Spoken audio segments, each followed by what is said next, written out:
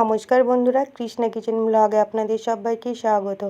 আজকে বানাবো বাটা মাছের রেসিপি। দেখুন এখানে একটা থালাতে বাটা মাছ নিয়েছি 400 গ্রাম। মাছগুলো ধুয়ে পরিষ্কার করে নিয়েছি।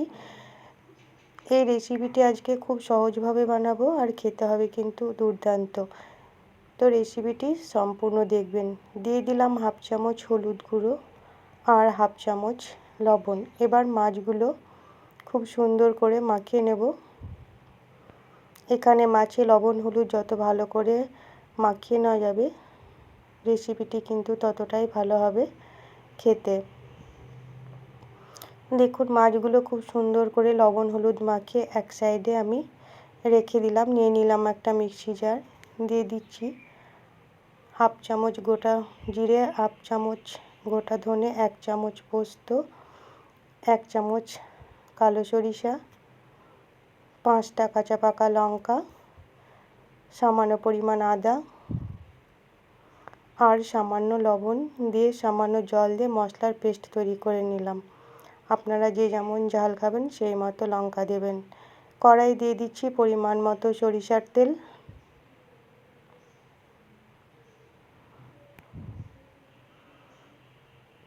দেখুন তেল খুব সুন্দর গরম হয়ে গেছে।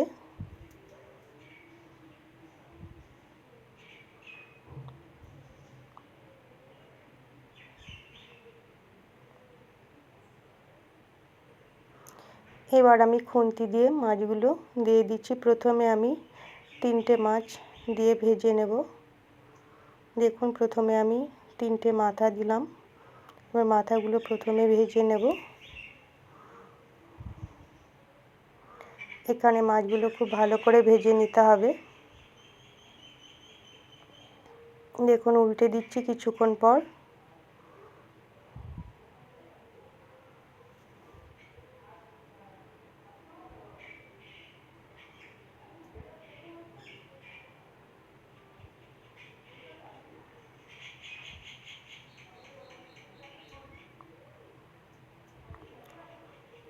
দেখুন খুব সুন্দর করে মাছগুলো ভাজা হয়ে গেছে। আজকে বাটা মাছের রেসিপিটি একদম অন্যভাবে বানাবো, খেতে কিন্তু খুবই ভালো হবে। মাছগুলো ভাজা হয়ে গেল, আমি অন্য পাত্রে তুলে নিলাম। একইভাবে বাকি 3 পিস মাছ আমি ভেজে নেব। তো 3 পিস মাছ আমি তেলে দিয়ে দিলাম।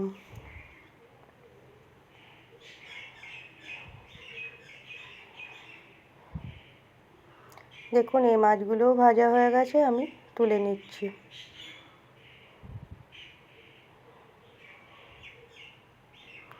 ওই তেলের মধ্যেই দিয়ে দিলাম হাফ চামচ কালো জিরে ফোড়ন আর একটা শুকনো লঙ্কা।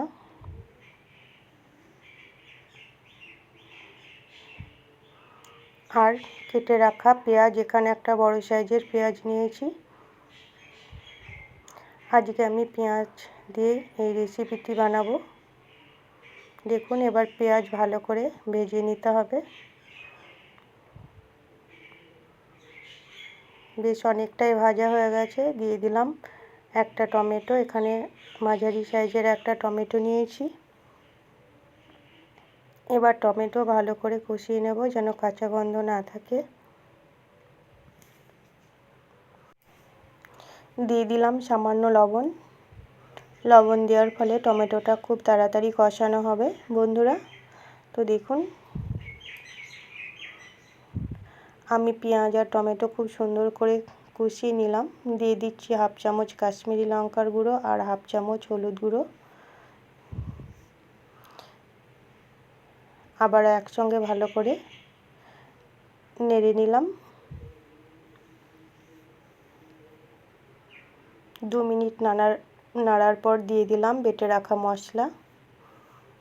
ওই মশলার জারে সামান্য জল দিয়ে সেটাও দিয়ে দিলাম। এবার মশলা ভালো করে কষিয়ে নিতে হবে যেন মশলার কাঁচা গন্ধ না থাকে।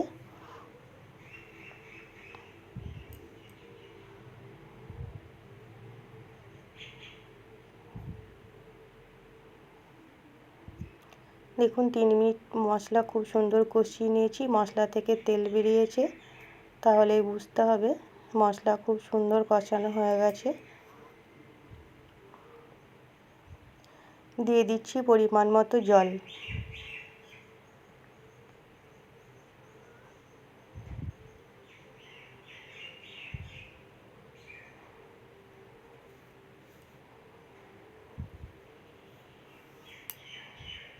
দিয়ে দিলাম স্বাদ মতো লবণ। এবার ঝোল ফুটে উঠলে ভেজে রাখা মাছগুলো দিয়ে দেব। তাহলে আমার চ্যানেলে নতুন বন্ধু হয়ে থাকলে চ্যানেলটিকে সাবস্ক্রাইব করে পাশে থাকবেন, আর পাশে থাকা বেল আইকনটি অবশ্যই ক্লিক করবেন। নতুন কোনো ভিডিও আপলোড করার সঙ্গে সঙ্গে নোটিফিকেশন পৌঁছে যাবে সবার আগে আপনাদের কাছে। আর যদি রেসিপিটি ভালো লাগে লাইক শেয়ার কমেন্ট করবেন, আর ফ্রেন্ডস ও ফ্যামিলির মধ্যে প্রচুর শেয়ার করবেন। আর আপনারা অবশ্যই একবার এইভাবে বানিয়ে খাবেন, দেখবেন খুবই ভালো লাগবে রেসিপিটি। তো দেখুন এখনও রান্নাটা কমপ্লিট হয়নি বন্ধুরা। দেখুন ঝোল ফুটে গেছে। এবার ভেজে রাখা মাছগুলো আমি দিয়ে দিচ্ছি।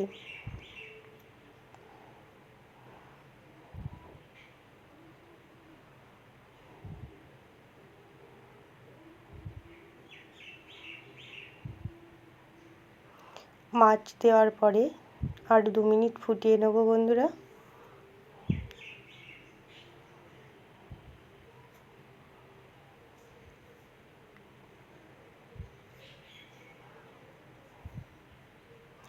দিয়ে দিলাম কাঁচা পাকা চেরা কাঁচা লঙ্কা 4টে আর সামান্য ধনেপাতা কুচি।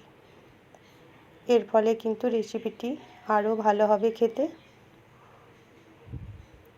তাহলে কত সহজে তৈরি হয়ে গেল বাটা মাছের একটি দুর্দান্ত রেসিপি। এবার নামিয়ে অন্য পাত্রে সার্ভ করে দিচ্ছি। তাহলে সম্পূর্ণ ভিডিওটি দেখার জন্য আপনাদের অসংখ্য ধন্যবাদ বন্ধুরা। আবারও চলে আসবো নতুন কোনো ভিডিও নিয়ে। ততক্ষণ আপনারা ভালো থাকবেন, সুস্থ থাকবেন।